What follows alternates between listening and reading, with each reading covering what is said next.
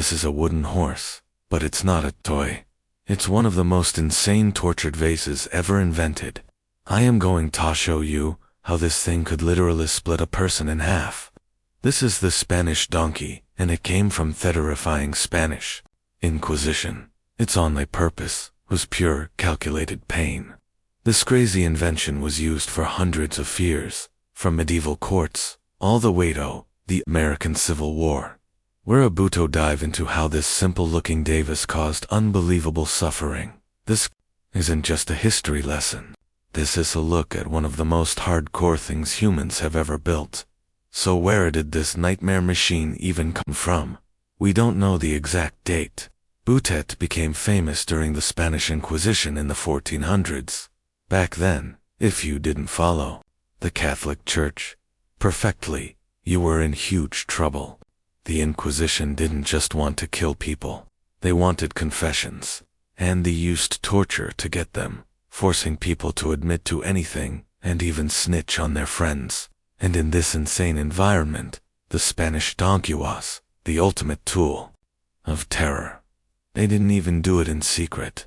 They would strip people naked and torture them in public to scare everyone. It was a massive, terrifying warning to the whole town. They used it on men and women, for basically any reason at all. This thing was so brutal and so effective that it went viral. It spread from Spain to France, Germany, and even all the way to the Americas, becoming a go-to punishment for armies and governments. So, what did this thing actually look like? Honestly, it looks super simple, like a source from a workshop. It's just a piece of wood with 4 legs. But, crazy part is the top. It wasn't flat. It was a triangle, a super sharp wedge of wood pointing straight up. This thing could be 9 feet long, and it was designed to use your own body weight to destroy you. Every single pound of pressure was focused on that tiny sharp. And to make it even crazier, they would sometimes put a horse head and tail on it, like a twisted joke.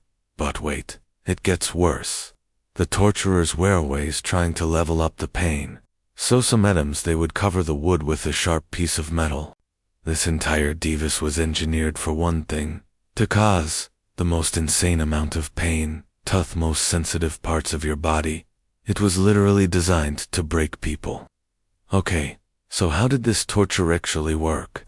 It was absolutely brutal. First, they'd strip you completely naked to humiliate you in front of everyone. Then they forced you onto the device, making you straddle that sharp wooden wedge like a horse. To make it impossible to escape, they tied your behind your back. You couldn't balance, you couldn't move, nothing. Your entire body weight was digging that sharp point into your body. But that was just the beginning. To make it 1,000,000 times worse, they would tie heavy weights to your ankles. We're talking giant rocks, heavy chains, or even muskets. This extra weight pulled you down harder onto the sharp edge and made it impossible to use your legs for relief. You just kept sinking lower and lower. This could last for minutes, or even hours, and they weren't done. If that wasn't enough, they would sometimes tickle your feet with feathers or even hold fire to them. This would make you squirm uncontrollably, which just ground your body, even de pronto the blade, making everything so much worse. It was a psychosystem where trying to escape only made the pain more extreme. So, what actually happened to the victims? The damage was insane.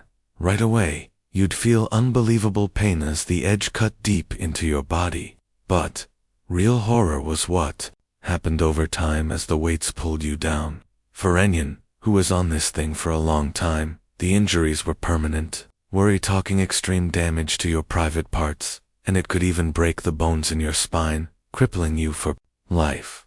But here's the ultimate question: could this thing really split a person in two? That was the ultimate threat. And while Leo could definitely die from blood loss or infection from the insane wounds, we didn't have solid proof. People were literally sliced in half.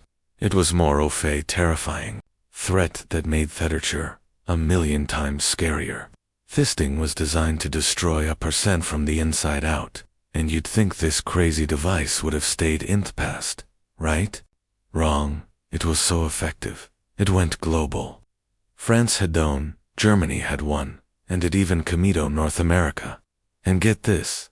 This is the most shocking part. It was used by the American military during the Revolutionary War. George Washington himself actually approved using it.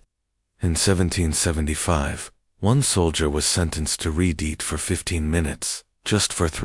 Later during the Civil War, they used a version called Morgan's Mule to punish their own soldiers and torture repressors. A guy who saw it wrote that after the torture, most of the victims couldn't even walk.